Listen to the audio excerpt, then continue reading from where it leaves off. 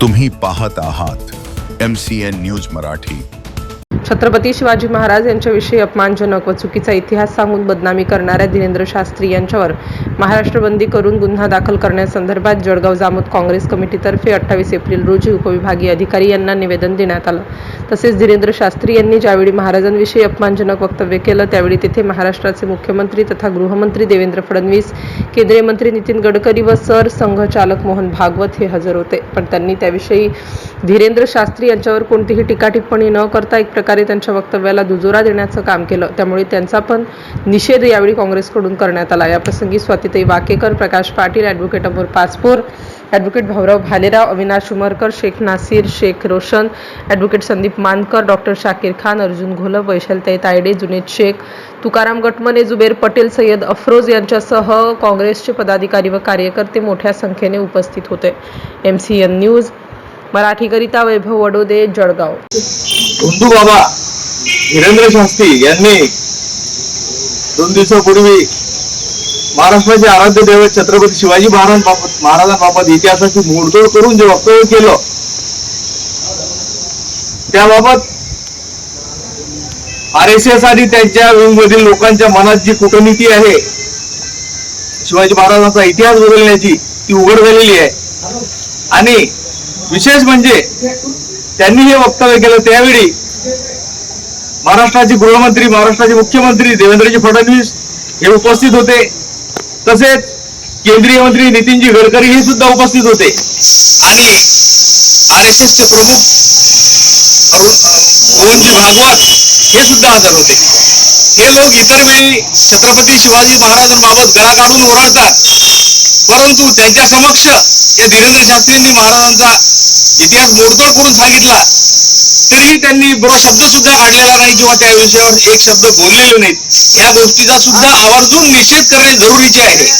म्हणून या बागेश्वर हिंदू महाराजला महाराष्ट्रात यापुढे कुठेही तो कार्यक्रम करू देऊ नये, महाराष्ट्र बंदी घालावी आणि त्यांच्यावर गुन्हा दाखल करण्यात यावा।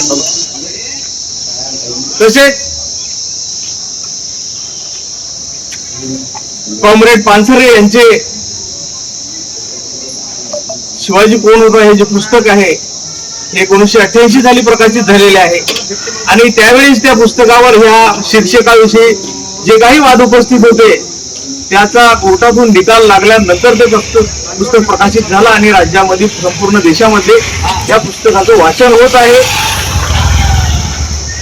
आणि अशा परिस्थितीत बुलढाण्याच्या आमदारांनी जे वक्तव्य केलं त्यापेक्षा जे काही त्या प्रकाशकाला घाण शिवाय दिल्या आणि पुस्तकाचे लेखक कॉम्रेड पानसरे यांच्याविषयी सुद्धा जे चुकीचे शब्द वापरले त्याबद्दल जळगाव काँग्रेस कमिटीतर्फे मी निषेध व्यक्त करतो आणि त्यांच्या विरुद्ध सुद्धा प्रकाश आंबे यांनी तक्रार दिली आहे।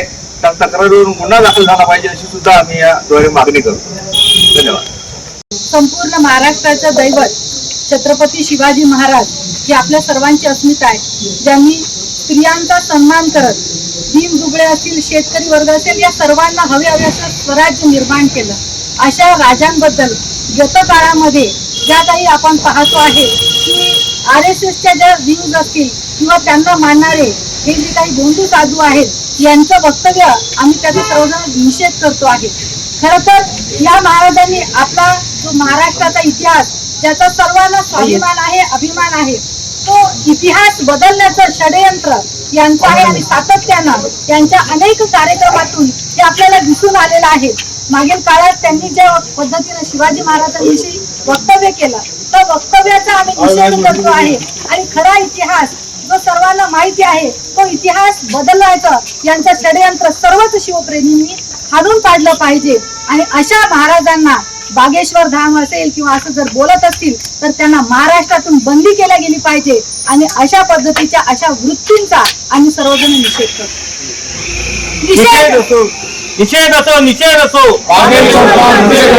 निषेध असो निषेध असो निषेध असो निषेध असो निषेध असो निषेध असो निषेध असो निषेध असो मुख्यमंत्र्याचा निषेध असो निषेध असो निषेध असो मुख्यमंत्र्याचा निषेध असो निषेध असो निषेध असो महाराष्ट्राचा निषेध असो छत्रपती शिवाजी महाराज की जय